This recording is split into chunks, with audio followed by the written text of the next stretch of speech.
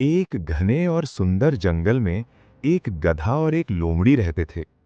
स्वभाव से बिल्कुल अलग होने के बावजूद दोनों में गहरी दोस्ती थी। वे रोज साथ घूमते, बातें करते और जंगल की सैर का आनंद लेते। बरसात का मौसम था। चारों ओर हरियाली छाई हुई थी। पेड़ पौधे ताजगी से भर उठे थे और जमीन पर फैली मुलायम हरी घास जंगल की खूबसूरती को और बढ़ा रही थी। आसमान साफ और नीला था, जिसमें हल्के बादल तैर रहे थे। एक दिन दोनों घूमते घूमते घास के मैदान में पहुंचे। चारों ओर फैली हरी भरी घास को देखकर लोमड़ी मुस्कुराई और बोली, देखो गधे भाई, कुछ दिन पहले तक ये जंगल कितना सूखा और बेजान लग रहा था, लेकिन अब इस हरी घास ने इसे कितना सुंदर बना दिया है। गधे ने उसकी बात सुनी और तुरंत बोला, लोमड़ी बहन, तुम कैसी बातें कर रही हो? घास का रंग हरा नहीं, नीला होता है। ये सुनकर लोमड़ी चौंक गई। उसे लगा गधा मजाक कर रहा है, लेकिन गधा पूरी गंभीरता से अपनी बात पर अड़ा हुआ था। लोमड़ी ने समझाते हुए कहा, अरे गधे भाई, घास हमेशा हरी ही होती है, ये तो सबको पता है। गधा जिद में आ गया और बोला, घास मेरा भोजन है, मैं रोज इसे खाता हूं। अगर मुझे ही इसका रंग नहीं पता होगा तो किसे पता होगा? तुम तो मांस खाती हो, तुम्हें क्या मालूम? अब बात बढ़ गई। दोनों अपनी अपनी बात पर अड़े रहे और बहस तेज हो गई।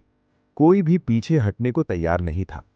आखिर लोमड़ी ने गहरी सांस ली और बोली, गधे भाई, क्यों ना हम इस बात का फैसला किसी समझदार के पास जाकर करवाएं?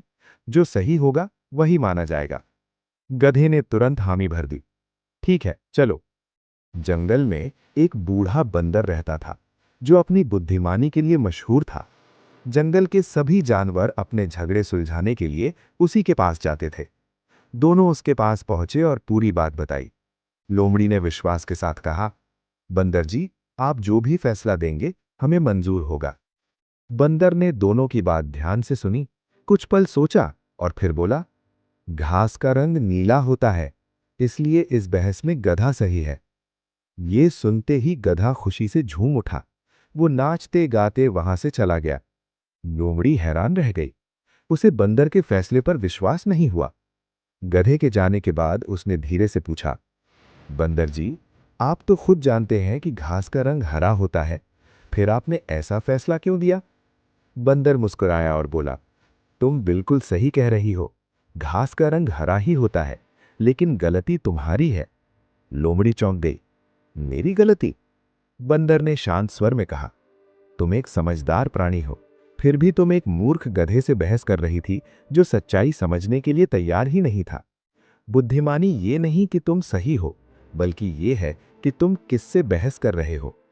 लोमड़ी को अपनी गलती समझ आ गई। वो चुपचाप वहां से लौट गई।